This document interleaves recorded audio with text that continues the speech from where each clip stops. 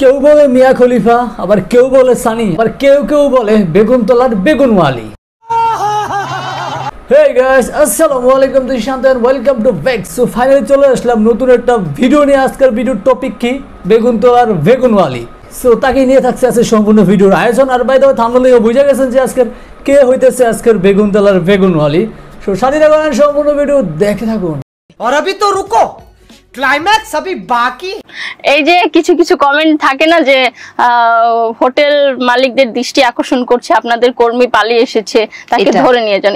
আসলে আমিও এটা মনে মনে ভাবতেছিলাম যে কি যেন একটা মাথায় মনে ঘুরপাক খাইতেছে যে আবাসিক হোটেলের কোন এক কর্মী পালাইয়া এসে তার জীবন কাহিনীর ইন্টারভিউ দিতেছে। কি বলছিস তুই? আর এটা বলে বউ ব্যবসায়ী। ভাই আমরা কোন জন্মে বউ ব্যবসায়ী করছি? না ভাই, আপনারা মোটেও ঠিক বলেন না। ঠিক আছে, সে কিভাবে বউ ব্যবসায়ী হয়? সে তো নিজে একটা বউ। তাকে আপনারা বলতে পারেন যে হোটেল ব্যবসায়ী বা বেগুনতলার বেগুন ব্যবসায়ী, কিন্তু তাকে ভাই বউ ব্যবসায়ী বলা একান্তভাবে ঠিক না। ঠিক আছে, আমারে মাফ করে দেন হুজুর, আমার ভুল হয়ে গেছে। ঠিক আছে ঠিক আছে। সোশ্যাল মিডিয়াতে একটা নতুন ট্রেন্ড চলছে, অনেকেই মানে একটু অশ্লীল পোশাক পরে ভাইরাল হতে চায়। তুমিও কি এখন সেই ট্রেন্ডই ফলো করছো? ছি ছি ছি ছি ছি, এইটা তো কখনোই পসিবল না। কি স্যার প্রশ্ন করতেছেন ভাই, যে কিনা সারাদিন পইরাই থাকে অশ্লীলতা আর অশ্লীল পোশাক আশাক নিয়ে। ঠিক আছে, তাকে এই ধরনের প্রশ্ন করার কুত্তার লেঞ্জুর সোজা করা একই কথা। তোমাকে তো মাঝে আমরা দেখেছিলাম যে হিজাব পরতে। আসলে আমরাও দেখছিলাম এই আপুটাকে হিজাব পরতে, কিন্তু কেন হিজাব পরছে সেইটাও বুঝতেছি না। হিজাবটা কখন পড়তে দেখছো? তোমার সোশ্যাল মিডিয়াতে দেখেছি কোন স্পেসিফিক অবভিয়াসলি রমজান মাসে। কনফার্ম জান্নাতি হে, কনফার্ম জান্নাতি হে। সো রমজান মাসে তো আমি এরকম খোলামেলা ড্রেস যদি পরি, আমাকে তো ঝাড়ু দিয়ে পিটাবে আমার হাজবেন্ড। উপরে আল্লাহ নিচে জমিন, কথা সত্য। ও আমি তো ভুলেই গেছিলাম যে রমজান মাসের তো শয়তানগুলো তো আল্লাহ তো তাদের বাইন্ধা রাখে শিকলাকল দিয়া। ঠিক আছে, সেই জন্য হয়তো বা শয়তান ধৈর্য দিকে দূর হয়ে যাওয়ার কারণে হয়তো বা সে একটু হিজাব টিজাব পড়তে পারছিল। আদারওয়াইজ তো শয়তান তো তার পিছনে সারাদিন লাইগেই থাকে, তাই না? সেই জন্য তো দেখতেই পারতেছেন যার ইন্টারভিউর কি অবস্থা। যদি খুশি হয় কিছু দেয়, মানে এখন তো রমজান মাস না, ঠিক আছে, এখন মাথায় হিজাবও নাই, আর এখন শয়তান তো আর বন্দি নাই। শয়তান তার পাশে, তার সাথে আছে বিধায় তো তার শরীরের এই অবস্থা।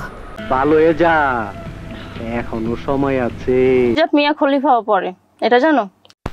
শিল মাইরা দিমু। না না, হিজাব তো মিয়া খলিফা পরে। আমি তো জানি যে ভাই আপনাদের দেশে মিয়া খলিফা। ঠিক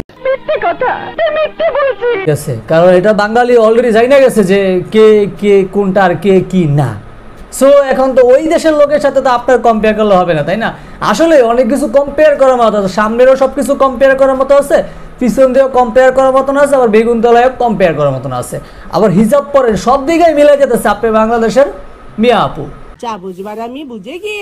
আমি যেহেতু একজন মডেল, আমার তো আর সবসময় হিজাব পরলে হবে না। আমার মানে আপনি যে একজন মডেল তা তো আপনি দেখেই বুঝে যায়। ঠিক আছে, আপনি যদি এইসব না দেখান তাহলে আপনার তো ইনকামের দামটা সব বন্ধ হয়ে যাবে। ঠিক আছে, আমরা খালি মাল কামাবো। সেটাও বুঝতে পারছি যে আপনি কি কারণে দেখান, কারণ এইগুলো যদি না দেখান তো আপনার তো ইনকামের রাস্তাও খুঁজে পাইবেন না, বুঝছেন? কারণ বাঙালি আপনি এইসব দেখেই তো কিছু 2-4-5টা টাকা ইনকাম করতে পারেন, বিভিন্ন জায়গায় ইন্টারভিউ দিতে পারেন, বিভিন্ন জায়গায় ভিডিও টিডিও খইরা কিছু মাল পানি কামাইতে পারেন। যদি আপনি এই সব যদি না দেখাইতে পারেন তাহলে তো আপনারা কোনো কেউ বাল দিয়েও মানে গণা ধরবো না।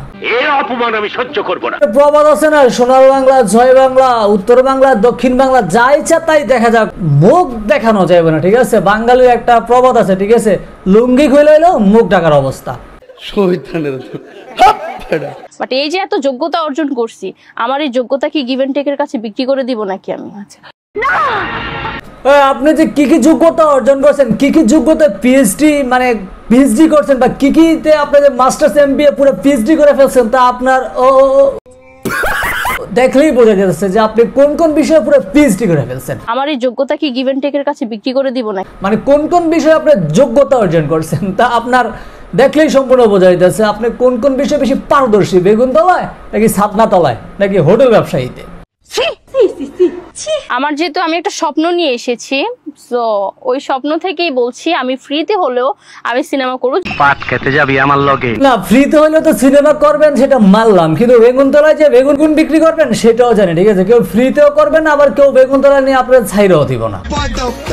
এই বেগুন বিচ্ছা হইলেও আপনি মোটামুটি 250 লাখ টাকা ইনকাম করে ফেলতে পারবেন। এরকম বেগুন আপনারা মানে বেগুনওয়ালারা দিব, মানে যা আপনার বেঁচে শেষ করতে পারবেন না, কি পরিমাণ বেগুন আপনার মানুষ উপহার দিব। কি ক্লিয়ার না ভেজাল আছে? ক্লিয়ার। আচ্ছা আমি বুঝি না এই ধরনের মানুষ কেমনে মানুষ ইন্টারভিউতে একের পর এক ডাকতে থাকে, ঠিক আছে? বাংলাদেশে কি আর কোনো মানুষ নাই যে 2 দিন পর পরে দেখি এর ক্ষমাটা এই তমা পুকিনা ডাইগা নিয়ে আসে? ফ্লাশ টক শো বলেন, সিক্রেট শো বলেন, ইত্যাদি শো বলেন, বাল শো বলেন, সেল শো বলেন, সব শোতে দেখি এই মাথারিরে ডাইকা নিয়ে আসে। কি ভাই এরে কি দেখায় দেখে কি আপনাকে ভিউ কামান নাকি কটার টাকা কামান, কোনটা? নাকি এই স্যার আর বাংলাদেশে কোনো সেলিব্রিটি নাই, কোনো অভিনেত্রী নাই বা অভিনেতাই নাই যারা কিনা ইন্টারভিউ নেওয়ার মতন আপনাদের কোনো যোগ্যতাই হয় নাই, কোনটা? এই যে তুমি একটা কথা কইলে ভাই, নাকি সে দেখাই বিদায় তাকে নিয়ে আসেন যে ইন্টারভিউ দিতে, তার দেখাইয়া মানুষ তার ভিডিও দেখে, তাকে নিয়ে রোস্ট করে, তাকে নিয়ে আপনার 2-4-5 টাকা পয়সা কামাইতে পারেন, কোনটা ভাই? আর ভাই সম্পূর্ণ ভিডিও দেখার জন্য ধন্যবাদ। দেখা হচ্ছে পরবর্তী নতুন কোন এক ভিডিওতে। আসসালামু আলাইকুম।